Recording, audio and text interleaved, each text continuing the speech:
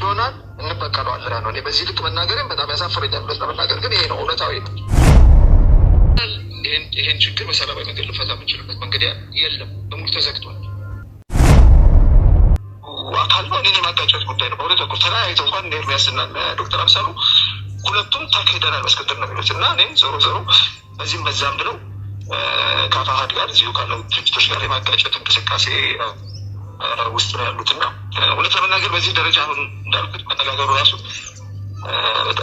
ትንሽ ያሳፍራል። በጣም ወርደን ጭቃ ውስጥ እየተንከባለል ነው።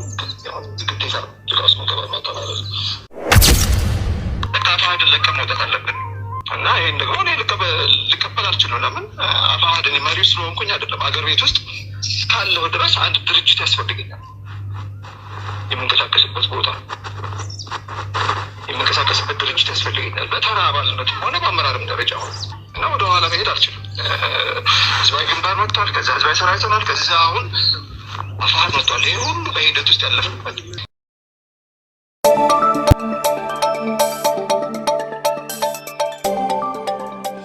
ሰላም ጤና ይስጥልኝ ውድ የኮስተር ሚዲያ ቤተሰቦች፣ ከሀገር ውስጥና ከባህር ማዶ ያሰባሰብናቸውን ዜናዎች፣ ትንታኔዎችና የህብረተሰብ ምልከታዎችን ይዘን ቀርበናል።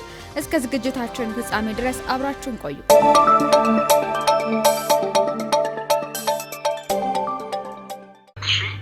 16 ዓመተ ምህረት ስንመሰርተው ማለት ነው። ያን ጊዜ ባንኩ ውስጥ $1 ሚሊዮን ነበረ። ስለዚህ አፋሕድ የተረከበው ገንዘብ ሲመሰረት በእጁ ላይ $1 ሚሊዮን ነበር።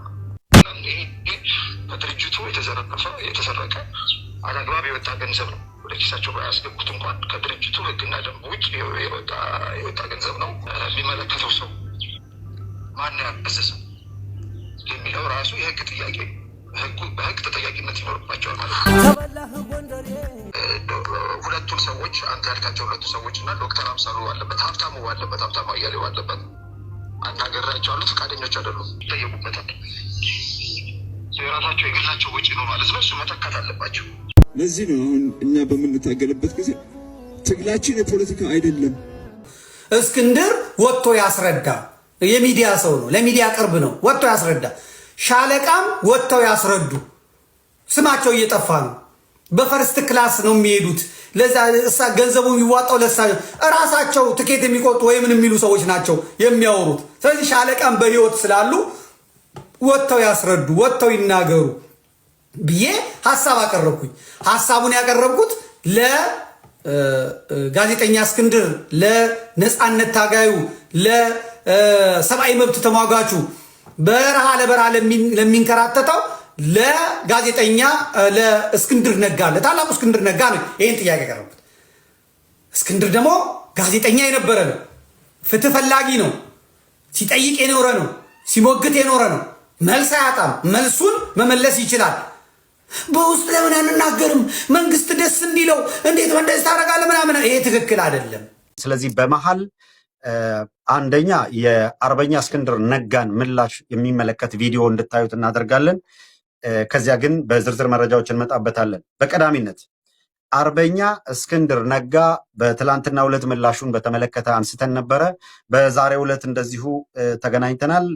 አርበኛ እስክንድር ነጋ በትላንትናው ምላሽ ላይ በተመለከተ ይሄንን እውነት የሚጋፋ ምንም አካል ቢኖር ተጨማሪ ጊዜ አታባክኑ፣ አሁን ያለነው የህልውና ትግል ላይ ነው፣ በማናቸውም መልኩ የሚሰጥ አጀንዳን ኢንተርቴን በማድረግ ሌላ ነገር ላይ ጊዜን ማባከን አስፈላጊ አይደለም የሚል አቋም እንዳለው ነው የገለጸው።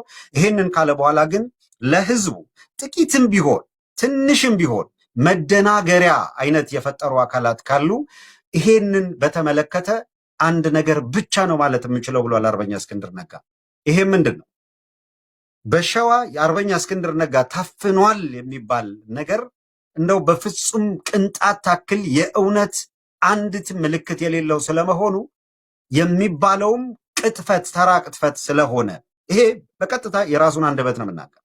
ተራ ቅጥፈት ስለሆነ እዚህ ጋር ጊዜ ማባከንም ካለንበት የህልውና ትግል አንጻር በፍጹም የማይመጥን ስለሆነ አሁን ለህዝቡ ትክክለኛው ምላሽ ይሄንን ቪዲዮ አድርስልኝ፣ የቁም እስረኛ ነውና ታፍኗል የሚል ዘመቻ በጣም አሳዛኝ ነው።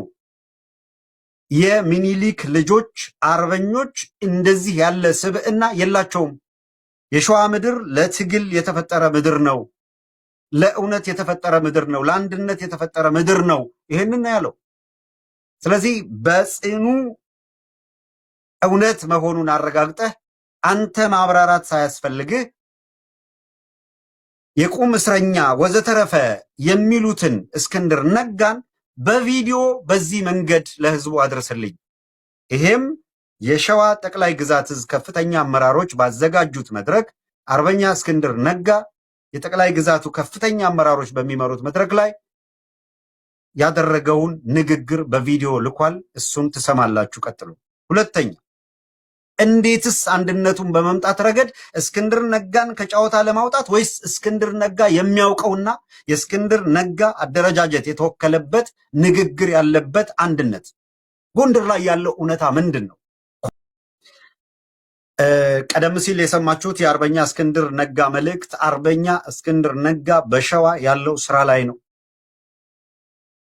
በቁም እስረኛነትም በሌላም መንገድ እየተነሱ ያሉ ነገሮች የአማራን ትግል ወደ ኋላ ከመጎተትና ያልተገባ አጀንዳ አምጥቶ ለጠላት ከማቀበል የዘለለ ምንም ፋይዳ የሌለው በመሆኑ በተለይም አርበኛው በዚህ ጉዳይ ደጋግሞ የጠየቀኝ ቢሆን እውነት ለመናገር የፈጣሪን ስም ጭምር ጠርቶ የጠየቀኝ ነገር ቢኖር እባክህን በእንደዚህ አይነት ሁኔታ የሚባክን ጊዜ የለህም። ዋነኛ ትኩረትህ ይህንን ቃል በቃል ለምነግራችሁ ዋነኛ ትኩረትህ በተጀመረው መንገድ አገዛዙ ጋር የገጠምነው ትግል ጋር ይሁን። ዋነኛ ትኩረትህ መረጃ ለህዝብ ማድረስ ላይ ትክክለኛ መረጃ ለህዝብ ማድረስ ላይ ይሁን። ከዚህ በዘለለ በማናቸው መጓተት 10 ደቂቃ ጊዜ የሚጠፋበት ወቅት አይደለምና ዋነኛው ነገር የህልውና ትግል ነው። መወቃቀስ ካለብን እስክንድር ነጋ ገለመል የሚባል ነገርም ካለን ያለው አርበኛው ጊዜ ሲመጣ እንነጋገርበታለን። አሁን ግን የምልህ አንድ ነገር ብቻ ነው።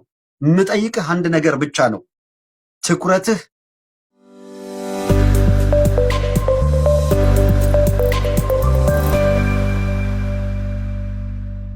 ከዚህ በተጨማሪ አርበኛ እስክንድር ነጋ በዛሬው ዕለት አገዛዙ በሌለ ድርድር በፋኖ መካከል ሌላ ደግሞ የለመዱትን ታክቲካል ስፕሊት ለመፍጠር አሁን ጨንቋቸዋል። በዚህም በዚያም እየተራወጡ ያሉት ሌላ ቀውስ የመፍጠር እንቅስቃሴ ነው።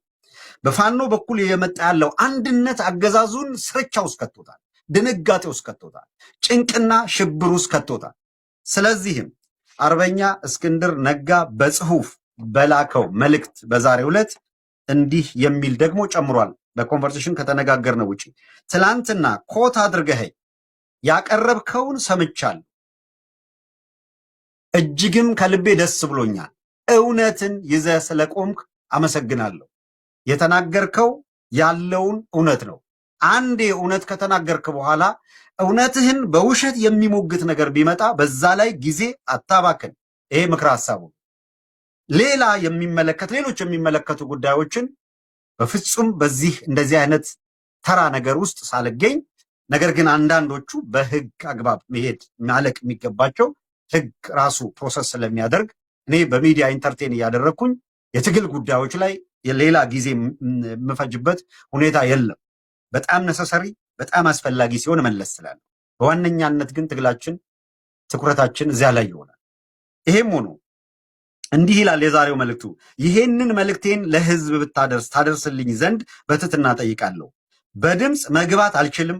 በዛሬው ዕለት ስሜን ጠቅሳችሁ ግን መልእክቴን ብታነቡልኝ እንደ ውለታ ቆጥረዋለሁ ይላል እስክንድር ነጋ።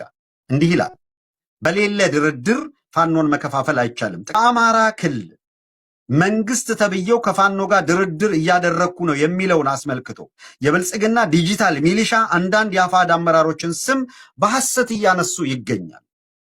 የክልሉ መንግስት ከፋኖ ጋር እውነት እየተደራደረ ከሆነ የአደረጃጀቱን ስም ይፋ ሊያደርግ ይገባል። ከክልሉ መንግስት ጋር እየተደራደረ ያለ የፋኖ አደረጃጀት ካለ እውነታውን ለህዝብ ይፋ ማድረግ ይገባውም ነበር። ከአካሄድም አኳያ ብናየው የብልጽግናና የፋኖ ጦርነት ከእስራኤልና ሐማስ ጦርነት አይብስም። እስራኤልና ሐማስ ድርድር ሲያደርጉ ግን በሚስጥር አልተደራደሩም። የፋኖና የብልጽግና ድርድርም በምንም መስፈርት ሚስጥራዊ የሚሆንበት ምክንያት የለም። እንዲያውም በተቃራኒው ድርድር ካለ መላው የኢትዮጵያውያን ማወቅ ይፈልጋሉ፣ እውነታው ይነገራቸው ይላል አርበኛ እስክንድር ነጋ። እስካሁን በተግባር እንዳየነው ግን ብልጽግናን ድርድርን የሚያነሳው ለሰላም ብሎ ሳይሆን ፋኖን ለመከፋፈል አጀንዳ መስጠት ሲፈልግ ብቻ ነው። አንድ ጊዜ ሞክሮት ከሸፈ፣ አሁን ለሁለተኛ ጊዜ ሞከረው፣ ይህም ይከሽፋል ይላል አርበኛ እስክንድር ነጋ ከአፋሃድ በሚል በጽሁፍ ባደረሰው ማለት። ከዚህ በቀር እንዳልኳችሁ በማናቸውም መልኩ በፋኖ በኩል ስፕሊት ለመፍጠር የሚደረግ እንቅስቃሴ በየቀጠናው ያለውን ነገር በፍጹም ወደኋላ ተመልሰንም የምናቦካበት ምክንያት የለም በሚል ነው ያነሳው። የአርበኛውን መልእክት በቀጥታ እንድትሰሙት ለማድረግ ነው ይህንን ያነሳው። በድጋሚ አሁንም ከጎናችን መሆናቸውን ለማሳየት መቅድም ተስፋዬ በጣም እጅግ በጣም ከልብ እናመሰግናለን። እንግዲህ አድማጭ ተመልካቾች እስክንድር ነጋን የሚያገል ወዘተረፈ የሚል ማናቸውንም ነገር ተረት ብሎታል። ይህንን ነው ማረጋግጥላችሁ። ተረት መሆኑን ለማሳየትም ቪዲዮ አምጥቶ አቅርቧል።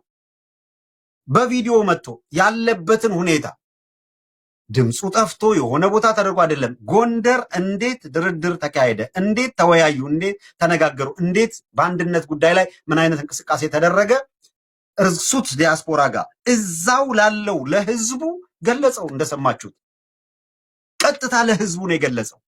አሁንም በድጋሚ በጎንደር የተፈጠረው አንድነት ላይ ያለውን ልባዊ ደስታና እውነታው ምን እንደሚመስል እሱ የተናገረው እያለ በፍጹም የተሳሳተ መረጃ ፒክ ተደርጎ ያ እስክንድርን የሚጎዳ የአማራ ፋኖ ሲሰባሰብና አንድ ሲሆን እስክንድር የመጨረሻ የልቡ ጉዳይ የሚሞላበት እንጂ የአማራ ፋኖ አንድ ሆኖ እስክንድር ቢሰዋ ሞቱን በክብር የሚቀበል ሰው የአማራ ፋኖ አንድ ሲሆን ማጣ ወንበር አለኝ ብሎ የሚጨነቅ አይደለም። አስፋራስ ዊኖ እስከምናቀው ድረስ እንደዛ ብሎ ቢጨነቅና በአማራ ፋኖ መከፋፈል አተርፋለሁ ብሎ ቢያስብ ከእስክንድር ነጋ ጋር ለሰከንድ ልቆማል።